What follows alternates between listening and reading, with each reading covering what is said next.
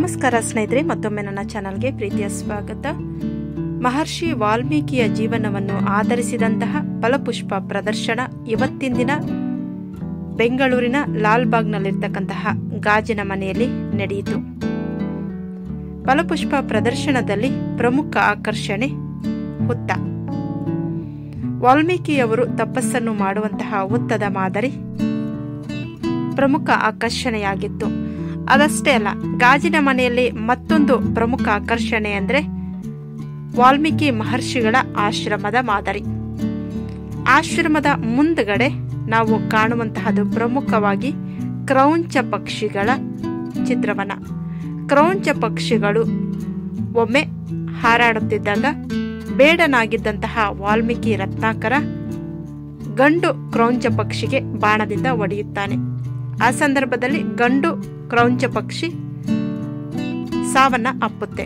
ಅದನ್ನ ಕಂಡಂತಹ ಹೆಣ್ಣು ಕ್ರೌಂಚ ಪಕ್ಷಿ ರೋಧಿಸುತ್ತಿರುವಂತಹ ದೃಶ್ಯದ ಒಂದು ಪ್ರತಿಕೃತಿಯನ್ನ ಇಲ್ಲಿ ಸೃಷ್ಟಿಸಲಾಗಿತ್ತು. ಆ ನಂತರ ಸಾಮಾನ್ಯವಾದ ಬೇಡನೊಬ್ಬ ಬೇಟೆಯಾಡುವ ಕಾಯಕವನ್ನ ಬಿಟ್ಟು ಕಠೋರವಾದಂತಹ ತಪಸ್ಸನ್ನ ಆಚರಣೆ ಮಾಡ್ತಾನೆ. ಆ ತಪಸ್ಸನ್ನು ಆಚರಿಸುವಂತಹ ಹುತ್ತವೇ ವಾಲ್ಮೀಕಿ. ನಾರದ ಮುನಿಗಳು, ನೀನು ಬೇಟೆಯಾಡುವ ಪಾಪದಲ್ಲಿ ನಿನ್ನ ಕುಟುಂಬದವರ ಪಾತ್ರ ಇಲ್ಲ ಅಥವಾ ನಿನ್ನ ಪಾಪ ಅವರು ಹಂಚಿಕೊಳ್ಳುವುದಿಲ್ಲ ಎನ್ನುವಂತಹ ಮಾತಿಗೆ ಅವರು ಪ್ರಭಾವಿತರಾಗ್ತಾರೆ.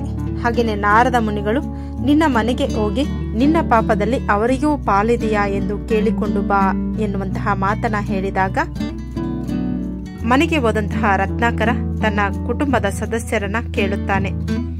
ನಾನು ಮಾಡುತ್ತಿರುವಂತಹ ಈ ಕಾಯಕದಲ್ಲಿ ಪಾಪದ ಪಾಲು ನಿಮಗೂ ಸಲ್ಲುತ್ತದೆ ಅಲ್ಲವೇ ಎಂದಾಗ ಕುಟುಂಬದ ಸದಸ್ಯರು ನಿರಾಕರಿಸುತ್ತಾರೆ. ನಿನ್ನ ಪಾಪವನ್ನು ನಾವೆಂಗೆ ಹೊರುವುದಕ್ಕೆ ಸಾಧ್ಯ, ಅದು ನಿನ್ನ ಪಾಪ ಮಾತ್ರ ಎಂದಾಗ ರತ್ನಾಕರನು ಮತ್ತೆ ನಾರದ ಮುನಿಗಳ ಬಳಿ ಬರುತ್ತಾನೆ. ನಾರದ ಮುನಿಗಳನ್ನ ಕೇಳುತ್ತಾನೆ. ಆನಂತರ ನಾರದ ಮುನಿಗಳ ಮಾರ್ಗದರ್ಶನದಲ್ಲಿ ರಾಮನಾಮವನ್ನ ಜಪ ಮಾಡುವಂತಹ ಸಲಹೆ ಸಿಗುತ್ತೆ. ಆದರೆ ರಾಮನಾಮವನ್ನ ಜಪ ಮಾಡುವುದು ರತ್ನಾಕರನಿಗೆ ಸಾಧ್ಯವಾಗುವುದಿಲ್ಲ. ನಾವಿಲ್ಲಿ ನೋಡ್ತಾ ಇದ್ವಿ, ವಾಲ್ಮೀಕಿ ರಾಮಾಯಣವನ್ನು ರಚಿಸುತ್ತಿರುವಂತಹ ಒಂದು ಪ್ರತಿರೂಪವನ್ನ ಕೂಡ ನೋಡ್ತಾ ಇದ್ವಿ ಲಾಲ್ಬಾಗ್ನಲ್ಲಿ. ಆನಂತರ ರಾಮನಾಮವನ್ನ ಜಪಿಸಲು ಸಾಧ್ಯವಾಗದೆ ಹೋದಾಗ ಮರ ಎಂದು ಜಪಿಸಲು ಸಲಹೆ ನೀಡುತ್ತಾರೆ. ಮರ ಎಂದು ಜಪಿಸುತ್ತಾ ಕುಳಿತಾಗ ರಾಮನಾಮದ ಮಹಿಮೆ ಅವನಿಗೆ ಸಿದ್ಧಿಸುತ್ತೆ. ನಂತರ ರಾಮನ ಜಪವನ್ನ ಮಾಡ್ತಾನೆ. ಅದಾದ ನಂತರ ಕಠೋರ ತಪಸ್ಸಿನ ನಂತರ ವಾಲ್ಮೀಕಿಗೆ ಜ್ಞಾನೋದಯವಾಗುತ್ತೆ. ಆ ನಂತರ ಅವರು ರಚಿಸುವಂತಹದೇ ರಾಮಾಯಣ ಎನ್ನುವಂತಹ ಬೃಹತ್ ಮಹಾಕಾವ್ಯವನ್ನ.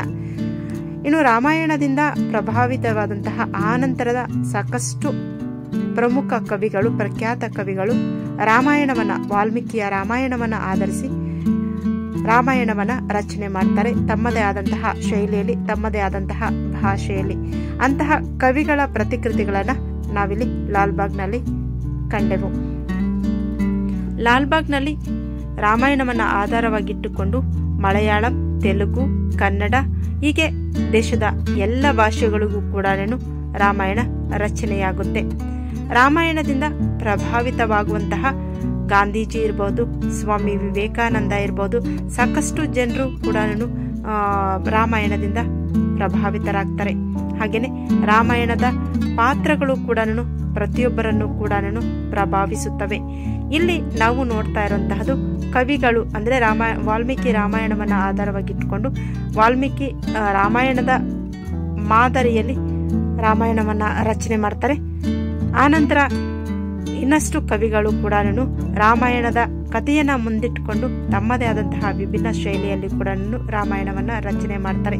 ಅದರಲ್ಲಿ ಪ್ರಮುಖವಾಗಿ ಕನ್ನಡಕ್ಕೆ ಮೊದಲ ಜ್ಞಾನಪೀಠ ಪ್ರಶಸ್ತಿಯನ್ನು ತಂದುಕೊಟ್ಟಂತಹ ಕುವೆಂಪುರವರು ಶ್ರೀರಾಮಾಯಣ ದರ್ಶನಂ ಎನ್ನುವಂತಹ ಮಹಾಕಾವ್ಯವನ್ನ ರಚನೆ ಮಾಡ್ತಾರೆ ಚೆಂಪು ಛಂದಸ್ಸಿನಲ್ಲಿ. ಈ ಕೃತಿಗೇನೆ ಕುವೆಂಪುರವರಿಗೆ ರಾಷ್ಟ್ರ ಪ್ರಶಸ್ತಿ ಕೂಡ ಸಿಗುವಂತಹ ಜ್ಞಾನಪೀಠ ಪ್ರಶಸ್ತಿಯನ್ನು ಕೂಡ ತಂದುಕೊಡುತ್ತೆ. ಹಾಗೆ ರಾಷ್ಟ್ರೀಯ ಕವಿ ಎನ್ನುವಂತಹ ಬಿರುದು ಕೂಡ ಸಿಗುತ್ತೆ ಕುವೆಂಪುರವರಿಗೆ. ಈ ಒಂದು ವಾಲ್ಮೀಕಿ ರಾಮಾಯಣವನ್ನು ಆಧಾರವಾಗಿಟ್ಟುಕೊಂಡು ಎಲ್ಲ ಭಾಷೆಗಳಲ್ಲೂ ಕೂಡ ಕವಿಗಳು ತಮ್ಮದೇ ಆದಂತಹ ಶೈಲಿಯಲ್ಲಿ ರಾಮಾಯಣವನ್ನು ರಚನೆ ಮಾಡ್ತಾರೆ.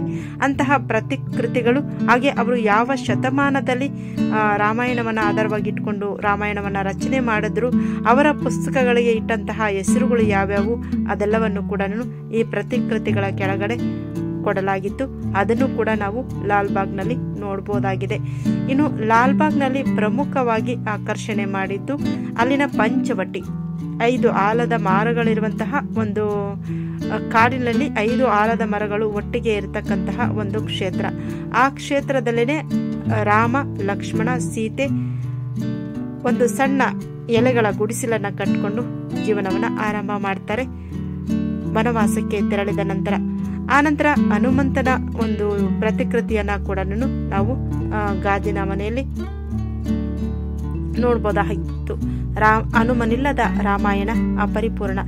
ಇಲ್ಲಿ ನಾವು ನೋಡ್ತಾ ಇರೋದು ರಾಮನ ಅನನ್ಯ ಭಕ್ತ ಹನುಮಂತನ ಅದ್ಭುತ ಮೂರ್ತಿಯನ್ನ.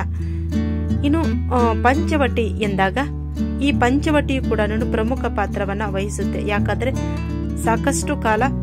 ಬಹಳಷ್ಟು ಕಾಲ ರಾಮ, ಲಕ್ಷ್ಮಣ, ಸೀತೆ ಈ ಒಂದು ಪಂಚವಟಿಯಲ್ಲಿರ್ತಕ್ಕಂತಹ ಆಶ್ರಮದಲ್ಲೇನೆ ವಾಸ ಮಾಡ್ತಾರೆ.